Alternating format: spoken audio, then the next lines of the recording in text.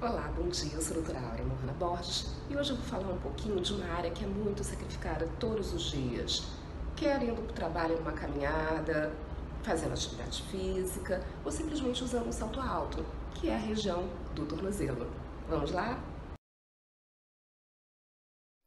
Os ossos que formam a articulação do tornozelo são a tíbia e a fíbula da perna e o tálus do pé, sendo o tornozelo uma área de transição do eixo vertical do corpo para o eixo transverso do pé.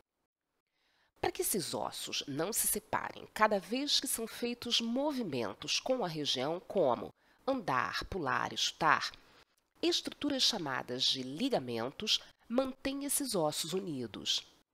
Os ligamentos que ficam na região de fora são chamados de laterais e unem a fíbula ao tálus e ao calcâneo.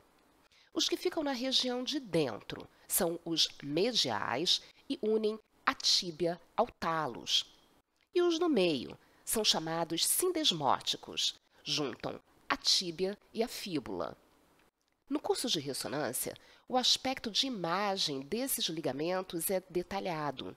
Uma dica inicial é procurar nas imagens linhas de tecido que unam esses ossos, como nessa imagem, que mostra o ligamento que com mais frequência é lesado em casos de torção baixa, que é o chamado talo fibular anterior.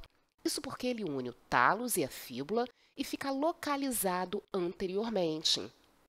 Com a ressonância, é possível separar os casos em que o ligamento apresenta alterações mais leves, quando é possível retornar mais rápido para uma academia ou para uma partida de jogo, daqueles casos mais graves em que o período de proteção da articulação precisa ser maior.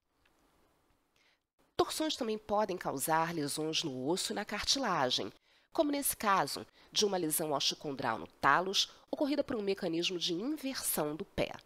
Esse brilho acentuado no tálus é chamado de edema da medula óssea e traduz um aumento da quantidade de líquido no local, no caso, determinado pelo trauma. Os tendões, por sua vez, atravessam a região, mas não se inserem no tornozelo, sendo mantidos no local por retináculos e pelos relevos dos ossos. Esses tendões são separados em grupos, tomando por base os locais por onde eles passam e sua ação no pé, sendo assim chamados de tendões da região anterior ou extensores, da região medial ou flexores, da lateral ou fibulares e da posterior, o Aquiles e o plantar. Eles são bastante recrutados em atividades como corrida, vôlei, basquete e no nosso futebol, em particular o tendão de Aquiles. Esse é um caso de uma rotura total desse tendão. A dica de imagem é que exames como a ressonância e o ultrassom conseguem separar os casos onde a rotura é grave e que pode se beneficiar de tratamento cirúrgico, de casos mais leves que, embora possam ser bem dolorosos, o tratamento conservador pode bastar. Mas não só os ligamentos e os tendões sofrem.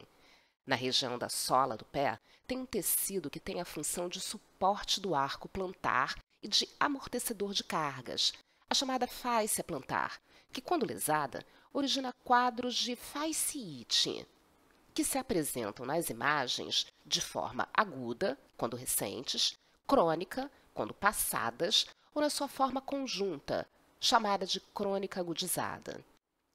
Como muitas são as causas de dor na região de trás do pé, a ressonância permite analisar de forma mais precisa se a dor é realmente por conta de uma fasciite ou por outra causa, como, por exemplo, nesse caso, uma fratura de estresse no calcâneo, muito dolorosa e que era confundida clinicamente com um quadro de fasciite. Para fechar, lembrar que vasos e nervos também sofrem bastante, quer por trauma ou sobrecarga. Na região anterior, o nervo fibular profundo, junto com os vasos tibiais anteriores, podem ser traumatizados por chutes que são frequentes no futebol, tênis de cano longo e cortes, por exemplo, após uma queda de garrafa no pé. Na região posterior, o nervo tibial e os vasos tibiais posteriores podem ser comprimidos por cistos ou mesmo varizes da região, levando a quadros dolorosos que são chamados de síndrome do túnel do tarso. Um pouco mais abaixo, o nervo de Baxter é particularmente vulnerável às pressões e pode ser lesado com frequência em corredores. O quadro doloroso é chamado de calcanhar do corredor, o que é bem sugestivo. A dica é que a ressonância pode fazer o diagnóstico desses casos tanto na fase aguda quanto na crônica, através da avaliação indireta do músculo abdutor do dedo mínimo, que é o músculo exatamente inervado por esse nervo.